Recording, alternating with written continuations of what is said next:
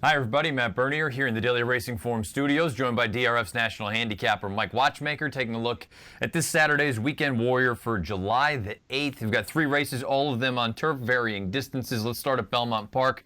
Race number 10, the Grade 1 Belmont Derby Invitational, mile and a quarter on the inner turf course for 3-year-olds. You've got 11 of them signed on here. Mike, you're going to go with Chad Brown and Ticonderoga. I am, Matt.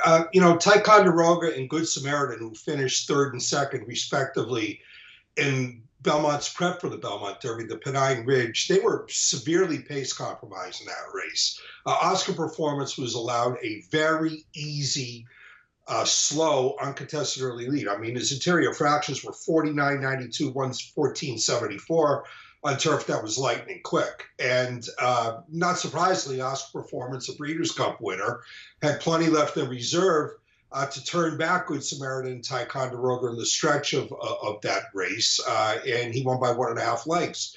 And with only a head separating Good Samaritan and Ticonderoga for second and third place. I thought Ticonderoga ran better than Good Samaritan did that day because he was always behind Good Samaritan, and he had a steady in mid-stretch and angle out for want of racing room, and that cost him serious momentum.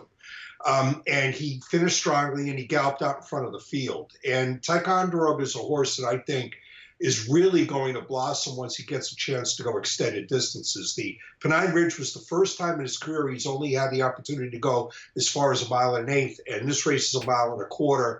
And I just think he's going to love the added distance because he's out of Kirtana, who is a multiple graded stakes winner going 11 furlongs, and a multiple graded stakes winner going 12 furlongs. So he's bred to relish the added distance. But perhaps the most important thing is I think the pace in this race is going to be completely different than it was in the Pennine Ridge. I suspect that 2 of the European horses, White Cliffs of Dover and Call to the Bar, are going to ensure an honest pace here.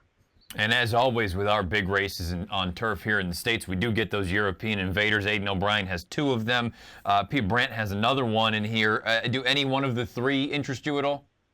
Well, I don't think they're a particularly strong group of European invaders for this race. I mean, we got Sister Charlie coming in for the Belmont Oaks, and she's top class. But as far as this race is concerned, I think the 3 Europeans are not particularly imposing, not like in previous years.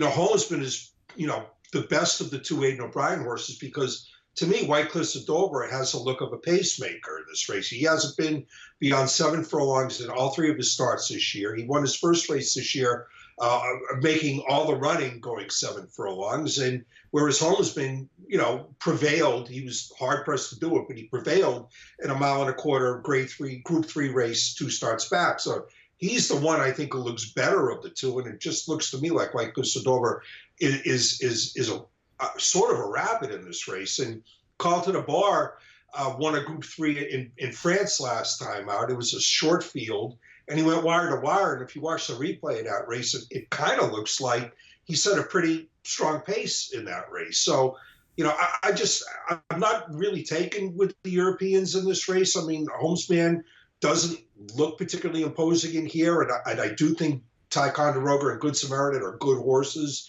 I think this is going to go to U.S. horses this year. We've got a couple of accomplished U.S. horses in here, graded stakes winners already in Big Score and Arklow. Then you also have the buzz horse of all buzz horses, Yoshida for Belmont. Anyone else in this race do anything for you? Well, I'll be curious to see what Yoshida does in this race because, he's obviously talented. He got his maiden win in his second career start, 2 starts back, and he got that victory going wire to wire, pretty much wire to wire. And then last time out in the James Murphy on the Preakness Stakes undercard, he came from 87 miles out of it to win going away. But he was beautifully set up in that race. I mean, the pace was very fast, and it disintegrated.